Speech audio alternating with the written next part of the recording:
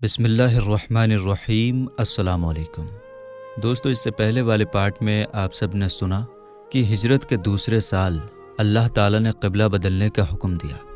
اب یہ سننا ہے کہ مسلمانوں اور کافروں کے بیچ جنگ کا سلسلہ کیسے شروع ہوا اور کب شروع ہوا۔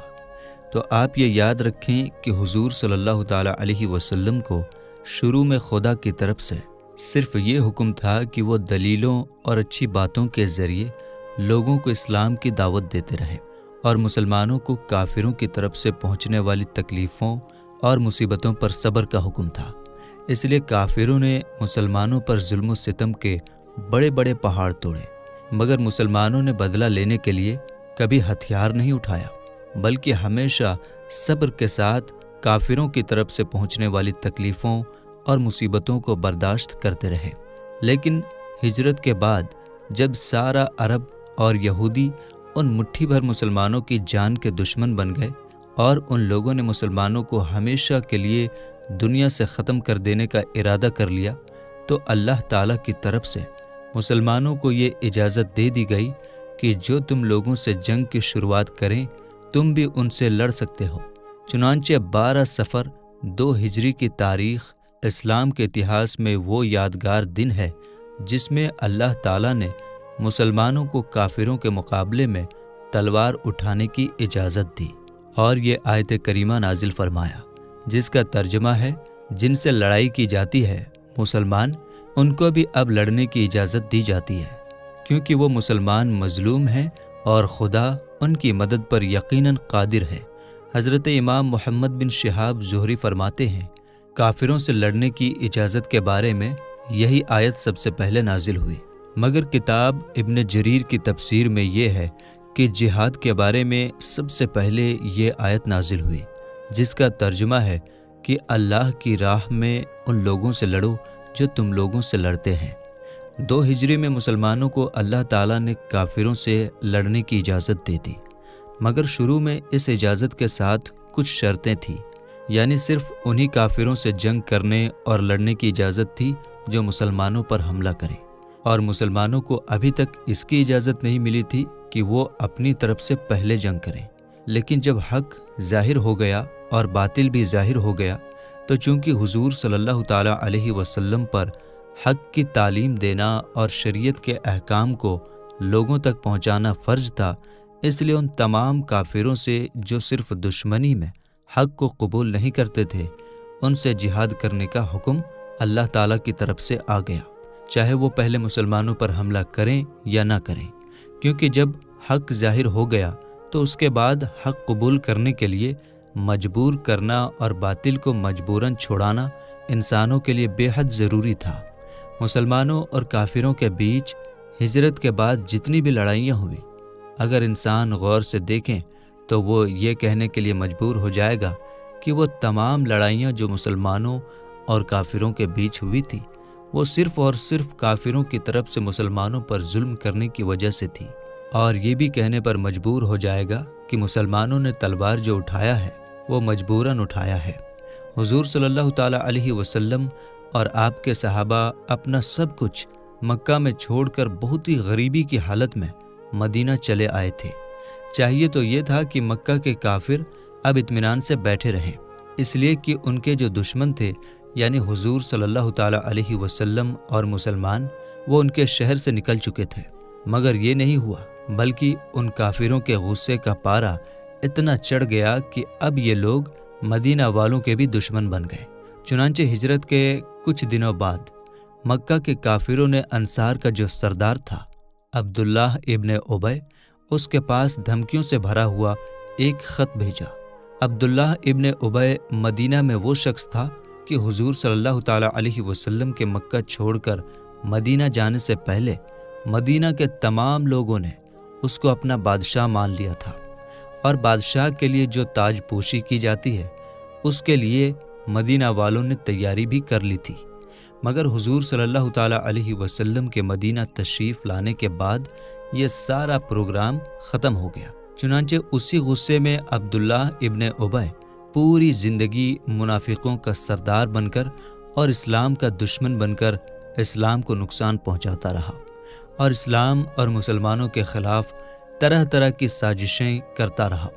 مکہ کے کافروں نے عبداللہ ابن ابی کے نام جو خط لکھا تھا، اس کے اندر یہ لکھا ہوا تھا کہ تم نے ہمارے آدمی یعنی محمد صلی اللہ تعالیٰ علیہ وسلم کو اپنے یہاں پناہ دے رکھی ہے۔ ہم خدا کی قسم کھا کر کہتے ہیں، یا تو تم لوگ ان کو قتل کر دو معاذ اللہ، یا مدینہ سے نکال دو، ورنہ یاد رکھنا ہم سب تم لوگوں پر حملہ کر دیں گے اور تمہارے تمام لڑنے والے جوانوں کو قتل کر کے تمہاری عورتوں کو اپنے گھر لے آئیں گے۔ جب حضور صلی اللہ تعالیٰ علیہ وسلم کو مکہ کے کافروں کی اس دھمکی بھرے خط کے بارے میں معلوم ہوا تو حضور صلی اللہ تعالیٰ علیہ وسلم نے عبداللہ ابن ابی سے ملاقات کیا اور ارشاد فرمایا، کیا تم اپنے بھائیوں اور بیٹوں کو قتل کرو گے؟ کیونکہ اکثر انصار اسلام قبول کر چکے تھے، اس لیے عبداللہ ابن ابی نے اس چیز کو سمجھ لیا اور مکہ کے کافروں کے حکم پر عمل نہیں کر سکا۔ ٹھیک اسی زمانے میں حضرت سعد ابن معاذ رضی اللہ عنہ جو قبیلہ اوس کے سردار تھے، عمرہ کرنے کے لیے مدینہ سے مکہ گئے اور وہاں پرانی دوستی کی بنا پر امیہ بن خلف کے گھر پر ٹھہرے۔ جب امیہ ابن خلف ٹھیک دوپہر کے وقت ان کو ساتھ لے کر کعبہ کے طواف کے لیے گیا تو اتفاق سے ابو جہل سامنے آ گیا اور ڈانٹ کر کہا کہ اے امیہ، تمہارے ساتھ کون ہے؟ امیہ نے کہا کہ یہ مدینہ کے رہنے والے سعد ابن معاذ ہیں۔ یہ سن کر ابو جہل نے تڑپ کر کہا کہ تم لوگوں نے بے دھرموں کو یعنی حضور صلی اللہ تعالیٰ علیہ وسلم اور ان کے صحابہ کو اپنے یہاں پناہ دیا ہے، اپنے یہاں ٹھہرایا ہے۔ خدا کی قسم، اگر تم امیہ کے ساتھ میں نہ ہوتے تو بچ کر واپس نہیں جا پاتے۔ حضرت سعد ابن معاذ نے بھی بہت ہی بہادری کے ساتھ جواب دیا کہ اگر تم لوگوں نے ہم کو کعبہ کی زیارت سے روکا تو تمہارے بزنس کا جو راستہ ہے ملک شام کے لیے مدینہ کی طرف سے، اسے ہم روک دیں گے۔ لیکن مکہ کے کافروں پر ان دھمکیوں کا کوئی اثر نہیں ہوا، یہاں تک کہ مکہ کے کافر مدینے پر حملے کی تیاریاں کرنے لگے اور حضور صلی اللہ تعالیٰ علیہ وسلم اور مسلمانوں کے قتل کی پلاننگ بنانے لگے۔ چنانچہ حضور صلی اللہ تعالیٰ علیہ وسلم راتوں کو جاگ جاگ کر زندگی بسر کرتے تھے اور صحابہ اکرام رضی اللہ تعالیٰ عنہم اجمعین آپ کے لیے پہرا دیا کرتے تھے۔ مکہ کے کافروں نے پورے عرب پر جو ان کا دبدبہ تھا، ان کی وجہ سے عرب کے سارے قبیلوں میں یہ آگ بھڑکا دیا تھا کہ مدینہ پر حملہ کر کے مسلمانوں کو دنیا سے ختم کرنا ضروری ہے۔ اب میرے دوستو، یہاں میں آپ لوگوں سے یہ پوچھنا چاہتا ہوں کہ کافروں کی طرف سے یہ پلاننگ بن رہی تھی اور حضور کو دھمکیاں دی جا رہی تھی، تو اب آپ بتائیں ان حالات میں حضور صلی اللہ تعالیٰ علیہ وسلم کو کیا کرنا چاہیے تھا؟ تو آپ میں سے ہر عقل مند انسان یہی کہے گا کہ حضور کے لیے بھی ضروری ہو گیا تھا کہ ان حالات میں وہ کافروں سے مقابلہ کریں۔ تو دوستو، جتنی بھی جنگیں مسلمانوں اور کافروں کے بیچ ہوئی ہیں، ان میں کوئی ایسی جنگ نہیں ہے جسے مسلمانوں نے اپنے نفس اور خواہش کی وجہ سے لڑی ہو، بلکہ مسلمانوں کو مجبور کیا گیا ہے تلوار اٹھانے پر۔ تو جب حضور صلی اللہ تعالیٰ علیہ وسلم کو کافروں کے خطرناک ارادوں کے بارے میں معلوم ہو گیا کہ اب کفار مدینہ پر بھی حملہ کرنے کی تیاریاں کر رہے ہیں، تو حضور صلی اللہ تعالیٰ علیہ وسلم نے اپنی اور اپنے صحابہ کی حفاظت کے لیے یہ فیصلہ فرمایا۔ پہلا یہ کہ مکہ کے کافروں کے بزنس کا جو راستہ ہے مدینہ کی طرف سے ملک شام کے لیے، اس میں رکاوٹ ڈال دی جائے تاکہ کفار مدینے پر حملہ کرنے کا خیال چھوڑ دیں اور سمجھوتا کرنے پر راضی ہو جائیں۔ دوسرا فیصلہ جو اللہ کے رسول نے فرمایا وہ یہ ہے کہ مدینہ کے آس پاس جو چھوٹے بڑے قبیلے آباد ہیں، ان سے امن اور سلامتی کا معاملہ کیا جائے تاکہ مکہ کے کافر مدینہ پر حملہ کی نیت نہ کر سکیں۔ اللہ کے رسول صلی اللہ تعالیٰ علیہ وسلم نے انہی دونوں فیصلوں کو مد نظر رکھتے ہوئے صحابہ اکرام کو کئی چھوٹے بڑے لشکروں میں بانٹ دیا، یعنی کئی چھوٹے بڑے جماعتوں میں بانٹ دیا۔ اللہ کے رسول صلی اللہ تعالیٰ علیہ وسلم نے کچھ لشکروں کو مدینہ کے آس پاس بھیجنا شروع کر دیا اور کچھ لشکروں کے ساتھ اللہ کے رسول خود بھی تشریف لے گئے۔ صحابہ اکرام کے یہ چھوٹے چھوٹے لشکر کبھی تو مکہ کے کافروں کے بارے میں یہ پتہ لگاتے تھے کہ وہ کیا کر رہے ہیں، اور کبھی یہ لشکر امن اور سلامتی کا معاملہ کرتے تھے، اور کبھی یہ لشکر مدینہ سے باہر اس لیے جاتے تھے کہ مکہ کے کافروں کے لیے ملک شام کا جو راستہ ہے مدینہ کی طرف سے، اسے بند کر دیا جائے۔ تو ایک مرتبہ جب صحابہ اکرام اس مقصد سے مدینہ سے باہر نکلے کہ مکہ والوں کے لیے وہ راستہ بند کر دیا جائے جو مدینہ ہو کر ملک شام جاتا ہے، تو صحابہ اکرام کا مکہ کے کافروں اور ان کی مدد کرنے کا وعدہ کرنے والے لوگوں کے ساتھ ٹکراؤ شروع ہو گیا۔ اس کے بعد چھوٹی بڑی لڑائیوں کا ایک لمبا سلسلہ شروع ہو گیا۔ لیکن اس سے پہلے ہم 2 چیزیں آپ کو بتاتے ہیں تاکہ باتیں سمجھنے میں آپ کو آسانی ہو سکے۔ تو دوستو، مسلمانوں اور کافروں کے بیچ جو جنگیں ہوئی ہیں ان میں سے کچھ کو غزوہ کہتے ہیں اور کچھ کو سریہ کہتے ہیں۔ تو اب یہ جاننا ضروری ہے کہ غزوہ کسے کہتے ہیں اور سریہ کسے کہتے ہیں۔ تو وہ جنگی لشکر جس کے ساتھ حضور صلی اللہ تعالیٰ علیہ وسلم بھی تشریف لے گئے اس کو غزوہ کہتے ہیں، اور لشکروں کی وہ ٹولیاں جن میں حضور شامل نہیں ہوئے ان کو سریہ کہتے ہیں۔ اب سوال یہ ہے کہ غزوہ جس میں حضور شامل ہوئے ان کی تعداد کتنی ہے؟ تو اس بارے میں اتہاس لکھنے والوں کا اختلاف ہے۔ مواہب لدنیہ جو اسلام کے اتہاس میں بہت ہی بھروسے مند کتاب ہے، اس کے اندر ہے کہ غزوات یعنی جن جن لشکروں میں حضور پاک شامل ہوئے ان کی تعداد 27 ہے۔ اسی طرح ایک کتاب ہے روضۃ الاحباب، اس میں یہ ہے کہ غزوات یعنی جن جن لشکروں میں حضور شامل ہوئے ان کی تعداد کچھ لوگوں کے نزدیک 21 ہے، کچھ لوگوں کے نزدیک 24 ہے، اور کچھ لوگوں کے نزدیک 25 ہے، اور کچھ لوگوں کے نزدیک 26 ہے۔ مگر امام بخاری نے حضرت زید بن ارقم سے ایک روایت نقل کیا ہے جس کے اندر یہ ہے کہ غزوات جن میں حضور شامل ہوئے ان کی کل تعداد 19 ہے، اور ان 19 میں 9 غزوات وہ ہیں جن میں مسلمانوں اور کافروں کے بیچ لڑائیاں بھی ہوئیں۔ اب سوال یہ ہے کہ وہ 9 غزوات کون سے ہیں جن میں لڑائیاں ہوئی؟ تو وہ یہ ہیں: نمبر 1 جنگ بدر، نمبر 2 جنگ احد، نمبر 3 جنگ احزاب، نمبر 4 جنگ بنو قریظہ، نمبر 5 جنگ بنو المستلق، نمبر 6 جنگ خیبر، نمبر 7 فتح مکہ، نمبر 8 جنگ حنین، نمبر 9 جنگ طائف۔ تو سریہ جس میں حضور صلی اللہ تعالیٰ علیہ وسلم شامل نہیں ہوئے ان کی تعداد کے بارے میں بھی اتہاس لکھنے والوں کا اختلاف ہے۔ کچھ لوگوں نے ان کی تعداد 47 بتایا ہے اور کچھ لوگوں نے 56 بتایا ہے۔ اب یہ یاد رکھیں کہ اسلام کے اتہاس میں سب سے پہلا غزوہ یعنی وہ سب سے پہلا لشکر جو کافروں کے لیے روانہ ہوا اور اس میں حضور شامل ہوئے وہ ہے غزوہ ابوا۔ امام بخاری سے یہ روایت ہے کہ اسلام کے اتہاس میں سب سے پہلا غزوہ جس میں حضور شامل ہوئے وہ غزوہ ابوا ہے، اور سب سے آخری غزوہ جس میں حضور شامل ہوئے وہ غزوہ تبوک ہے، اور سب سے پہلا سریہ سریہ حمزہ ہے جس میں صحابہ مدینہ سے جنگ کے لیے روانہ ہوئے اور حضور اس میں شامل نہیں ہوئے۔ ہجرت کے بعد تقریباً حضور صلی اللہ تعالیٰ علیہ وسلم کا پورا زمانہ جو مدینہ میں گزرا وہ غزوات اور سرایہ کے انتظام میں گزرا۔ وجہ یہ ہے کہ ابھی آپ نے سنا کہ غزوات کی تعداد کتنی ہے اور سرایہ کی تعداد کتنی ہے۔ تو چونکہ اسلام کے اتہاس میں غزوات کی جو سب سے کم تعداد ہے وہ 19 ہے، اور سرایہ کی جو کم سے کم تعداد آئی ہے وہ ہے 47۔ تو اگر غزوات اور سرایہ کو ملا لیا جائے تو کل یہ چھوٹی بڑی 66 لڑائیاں ہوتی ہیں۔ تو حضور صلی اللہ تعالیٰ علیہ وسلم کو 9 سالوں میں چھوٹی بڑی 66 لڑائیوں کا سامنا کرنا پڑا۔ اب یہاں سے یہ بات صاف ہوتی ہے کہ غزوات اور سرایہ کا بڑا گہرا رشتہ ہے۔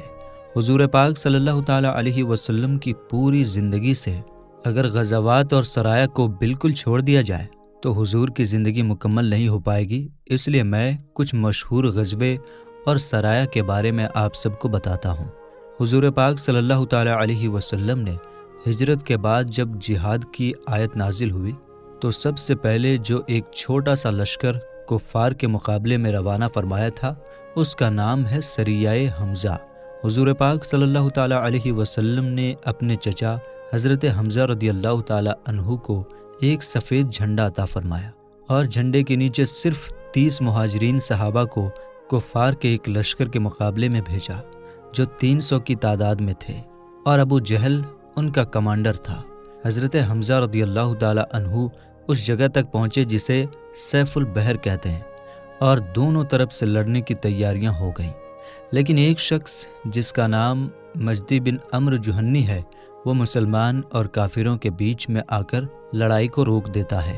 اس کی وجہ یہ ہے کہ اس شخص کا مسلمانوں اور کافروں دونوں سے یہ طے ہوا تھا کہ ہم تمہارے دشمن کے ساتھ لڑیں گے۔ تو اب یہاں اس کے لیے لڑنا پاسبل نہیں تھا، کیونکہ اگر وہ مسلمانوں کا ساتھ دیتا تو کافروں کے ساتھ جو وعدہ اس نے کیا تھا اس کی وعدہ خلافی ہو جاتی، اور اگر وہ کافروں کا ساتھ دیتا تو اس نے مسلمانوں کے ساتھ جو وعدہ کیا تھا اس وعدے کو پورا نہیں کر پاتا۔ اس لیے اس نے دونوں کے بیچ لڑائی کو رکوا دیا۔ دوسرا سریہ عبیدہ بن حارث ہے۔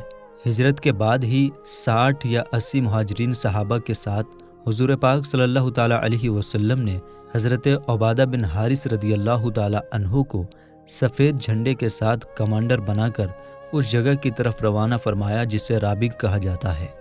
اس سریہ کے کمانڈر حضرت مصطح بن اساسہ رضی اللہ تعالیٰ عنہ تھے۔ جب یہ لشکر اس جگہ پر پہنچا جسے ثنیۂ مرہ کہا جاتا ہے، تو ابو سفیان اور ابو جہل کے لڑکے اکرمہ کے ساتھ 200 کفار جمع تھے۔ دونوں لشکروں کا آمنا سامنا ہوا۔ حضرت سعد بن ابی وقاص رضی اللہ تعالیٰ عنہ نے کافروں پر تیر پھینکا۔ اسلام کے اتہاس میں یہ سب سے پہلا تیر تھا جو مسلمانوں کی طرف سے مکہ کے کافروں پر چلایا گیا تھا۔ حضرت سعد بن ابی وقاص رضی اللہ تعالیٰ عنہ نے کل 8 تیر مکہ کے کافروں کی طرف پھینکا، اور ہر تیر نشانے پر لگا۔ مکہ کے کافر ان تیروں کی مار سے گھبرا کر بھاگ گئے۔ یہاں بھی دونوں لشکروں کے بیچ کوئی جنگ نہیں ہوئی۔ اسی سال ذی الحجہ کے مہینے میں حضرت سعد بن ابی وقاص رضی اللہ تعالیٰ عنہ کو 20 صحابہ کرام کی جماعت کے ساتھ حضور صلی اللہ تعالیٰ علیہ وسلم نے اس مقصد سے بھیجا تاکہ لوگ قریش کے کافروں کے ایک لشکر کا راستہ روکیں۔ اس سریہ کا جھنڈا بھی سفید رنگ کا تھا، اور حضرت مقداد بن اسود رضی اللہ تعالیٰ عنہ اس لشکر کے کمانڈر تھے۔ یہ لشکر راتوں رات سفر کرتے ہوئے جب 5ویں دن اس جگہ پہنچا جسے مقام خرار کہا جاتا ہے، تو پتہ چلا کہ مکہ کے کافر ایک دن پہلے ہی بھاگ چکے ہیں، اس لیے یہاں بھی لڑائی کی نوبت نہیں آئی۔ اسلام کے اتہاس میں سب سے پہلا غزوہ جس میں حضور صلی اللہ تعالیٰ علیہ وسلم شامل ہوئے وہ غزوہ ابوا ہے۔ پہلی مرتبہ حضور صلی اللہ تعالیٰ علیہ وسلم جہاد کے ارادے سے کافروں کے ساتھ لڑنے کے ارادے سے 2 ہجری سفر کے مہینے میں 60 مہاجرین صحابہ کو اپنے ساتھ لے کر مدینہ سے باہر تشریف لے گئے۔ حضرت سعد بن عبادہ رضی اللہ تعالیٰ عنہ کو مدینہ میں اپنا خلیفہ بنایا، اور حضرت حمزہ رضی اللہ تعالیٰ عنہ کو جھنڈا دیا، اور مقام ابوا تک کافروں کا پیچھا کرتے ہوئے تشریف لے گئے، مگر مکہ کے کافر بھاگ چکے تھے، اس لیے یہاں کوئی جنگ نہیں ہو پائی۔ مقام ابوا مدینہ شریف سے 80 میل دور ایک گاؤں ہے جہاں حضور صلی اللہ تعالیٰ علیہ وسلم کی امی حضرت آمنہ رضی اللہ تعالیٰ عنہا کا مزار شریف ہے۔ یہاں چند دن ٹھہر کر بنو زمرہ قبیلے کے سردار سے آپسی مدد کا ایک بانڈ لکھوایا اور مدینہ واپس تشریف لائے۔ اس غزوہ میں 15 دن آپ صلی اللہ تعالیٰ علیہ وسلم مدینہ سے باہر رہے۔ دوسرا غزوہ بوعات ہے۔ ہجرت کے 13ویں مہینے 2 ہجری میں مدینہ پر حضرت سعد بن معاذ رضی اللہ تعالیٰ عنہ کو سردار بنا کر 200 مہاجرین صحابہ کو ساتھ لے کر حضور پاک صلی اللہ تعالیٰ علیہ وسلم کافروں کے ساتھ جنگ کی نیت سے روانہ ہوئے۔ اس غزوہ کا جھنڈا بھی سفید تھا، اور کمانڈر حضرت سعد بن ابی وقاص رضی اللہ تعالیٰ عنہ تھے۔ اس غزوہ کا مقصد مکہ کے ان کافروں کا راستہ روکنا تھا جو بزنس کے لیے مکہ سے ملک شام گئے ہوئے تھے۔ اس قافلے کا سردار امیہ بن خلف تھا، اور اس قافلے میں 100 قریشی کافر اور 2500 اونٹ تھے۔ حضور پاک صلی اللہ تعالیٰ علیہ وسلم اس قافلے کی تلاش میں اس جگہ تک تشریف لے گئے جسے اتہاس میں مقام بوعات کہا جاتا ہے، مگر مکہ کے کافروں کا کہیں سامنا نہیں ہوا، اس لیے حضور پاک صلی اللہ تعالیٰ علیہ وسلم بغیر کسی جنگ کے مدینہ واپس تشریف لائے۔ غزوہ صفوان۔ اسی سال قرز بن جابر پھیری نے مدینہ کی جو چراگاہ تھی اس میں ڈاکہ ڈالا اور کچھ اونٹوں کو ہانک کر اپنے ساتھ لے گیا۔ حضور پاک صلی اللہ تعالیٰ علیہ وسلم نے حضرت زید بن حارثہ رضی اللہ عنہ کو مدینہ میں اپنا خلیفہ بنا کر اور حضرت علی رضی اللہ تعالیٰ عنہ کو کمانڈر بنا کر صحابہ کی ایک جماعت کے ساتھ وادی صفوان تک اس ڈاکو کا پیچھا کیا، مگر وہ اتنی تیزی سے بھاگا کہ اس کا پتہ نہیں چلا، اور حضور پاک صلی اللہ تعالیٰ علیہ وسلم مدینہ واپس تشریف لائے۔ وادی صفوان بدر کے قریب ہی ایک جگہ کا نام ہے، اس لیے اتہاس لکھنے والوں نے اس غزوہ کا دوسرا نام پہلا غزوہ بدر رکھا ہے۔ اس لیے یاد رکھنا چاہیے کہ غزوہ صفوان اور پہلا غزوہ بدر دونوں ایک ہی غزوے کے دو نام ہیں۔ غزوہ ذی العشیرہ، اسی سال 2 ہجری میں مکہ کے کافروں کا ایک قافلہ بزنس کا مال لے کر مکہ سے ملک شام جا رہا تھا۔ حضور پاک صلی اللہ تعالیٰ علیہ وسلم 150 یا 200 مہاجرین صحابہ کو ساتھ لے کر اس قافلہ کا راستہ روکنے کے لیے اس جگہ تک تشریف لے گئے جسے ذی العشیرہ کہا جاتا ہے، اور یہ جگہ ینبوع کی بندرگاہ کے قریب ہے۔ مگر یہاں پہنچ کر معلوم ہوا کہ مکہ کے کافروں کا یہ قافلہ بہت آگے بڑھ چکا ہے، اس لیے یہاں بھی مسلمان اور کافروں کے بیچ کوئی ٹکراؤ نہیں ہوا۔ مگر یہی قافلہ جب شام سے واپس لوٹا اور حضور صلی اللہ تعالیٰ علیہ وسلم اسے روکنے کے لیے نکلے تو جنگ بدر کا واقعہ پیش آیا۔ اسی سال 2 ہجری رجب کے مہینے میں حضور پاک صلی اللہ تعالیٰ علیہ وسلم نے حضرت عبداللہ بن جہش رضی اللہ تعالیٰ عنہ کو لشکر کا کمانڈر بنا کر ان کی نگرانی میں 8 یا 12 مہاجرین صحابہ کا ایک جھنڈ روانہ فرمایا۔ 2 آدمی ایک اونٹ پر سوار تھے۔ حضور پاک صلی اللہ تعالیٰ علیہ وسلم نے حضرت عبداللہ بن جہش رضی اللہ تعالیٰ عنہ کو ایک لفافہ عطا فرمایا جس میں مہر لگا ہوا ایک خط تھا۔ اللہ کے رسول نے فرمایا 2 دن سفر کرنے کے بعد اس لفافے کو کھول کر پڑھنا اور اس میں جو باتیں لکھی ہوئی ہیں ان پر عمل کرنا۔ جب خط کھول کر حضرت عبداللہ بن جہش نے پڑھا تو اس میں یہ باتیں لکھی ہوئی تھیں کہ تم طائف اور مکہ کے بیچ اس جگہ ٹھہرو جسے نخلا کہا جاتا ہے، اور مکہ کے کافروں کے قافلوں پر نظر رکھو، اور جو بھی تمہیں نظر آئے ہمیں برابر خبر دیتے رہو۔ یہ بڑا ہی خطرناک کام تھا، کیونکہ دشمنوں کے علاقے میں ٹھہر کر جاسوسی کرنا موت کو دعوت دینا تھا۔ مگر یہ سب جانثار صحابہ بے دھڑک اس جگہ پہنچ گئے جسے اتہاس میں نخلا کہا جاتا ہے، اور عجیب اتفاق کہ رجب کی آخری تاریخ کو یہ لوگ نخلا پہنچے، اور اسی دن مکہ کے کافروں کا ایک تجارتی قافلہ آیا جس میں عمر بن حجرمی اور عبداللہ ابن مغیرہ کے 2 لڑکے عثمان و نوفل اور حکم بن کیسان وغیرہ تھے، اور اونٹوں پر کھجور اور تجارت کے دوسرے سامان لدے ہوئے تھے۔ کمانڈر حضرت عبداللہ ابن جہش نے اپنے ساتھیوں سے فرمایا کہ اگر ہم ان قافلے والوں کو چھوڑ دیں تو یہ لوگ مکہ پہنچ کر مکہ والوں کو یہ بتا دیں گے کہ ہم لوگ یہاں موجود ہیں، پھر یہ لوگ ہم کو قتل کر دیں گے یا گرفتار کر لیں گے۔ پر اگر ہم ان لوگوں سے جنگ کرتے ہیں تو آج رجب کی آخری تاریخ ہے، لہٰذا شہر حرام میں جنگ کرنے کا گناہ ہم پر ہوگا۔ آخر یہی رائے طے پائی کہ ان لوگوں سے جنگ کر کے اپنی جان کے خطرے کو دور کرنا چاہیے۔ چنانچہ حضرت واقد بن عبداللہ تمیمی رضی اللہ تعالیٰ عنہ نے ایک ایسا تیر مارا کہ وہ عمر بن حجرمی کو لگا، اور وہ اسی تیر سے مر گیا، اور عثمان و حکم کو ان لوگوں نے گرفتار کر لیا۔ نوفل بھاگ نکلا۔ حضرت عبداللہ ابن جہش رضی اللہ تعالیٰ عنہ اونٹوں اور ان اونٹوں پر لدے ہوئے سامان کو مال غنیمت بنا کر مدینہ لوٹ آئے، اور حضور کی خدمت میں اس مال غنیمت کا 5واں حصہ پیش کیا۔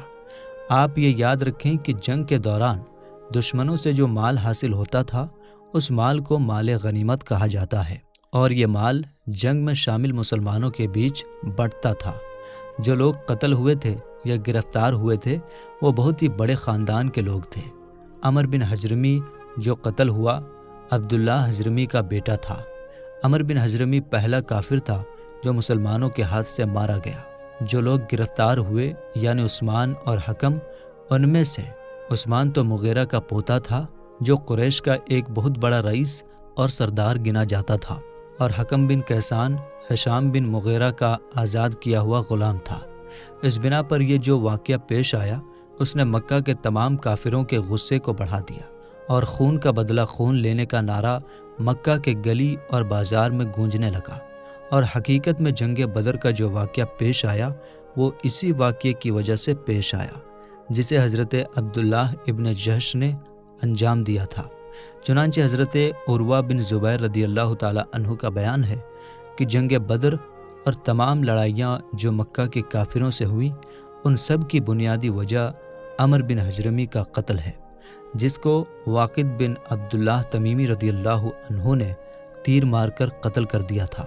تو میرے دوستو، اس کے بعد ہم آپ کو جنگ بدر کا پورا واقعہ بتائیں گے انشاءاللہ تعالی۔ ہم امید کرتے ہیں کہ ویڈیو آپ کو پسند آئی ہوگی، اور اگر ویڈیو آپ کو سمجھ میں آئی ہو تو کمنٹ باکس میں ضرور بتائیں تاکہ ہم آپ کو اور آسان طریقے سے سمجھا سکیں۔ ملیں گے انشاءاللہ تعالی اگلی ویڈیو میں۔ السلام علیکم، اللہ حافظ۔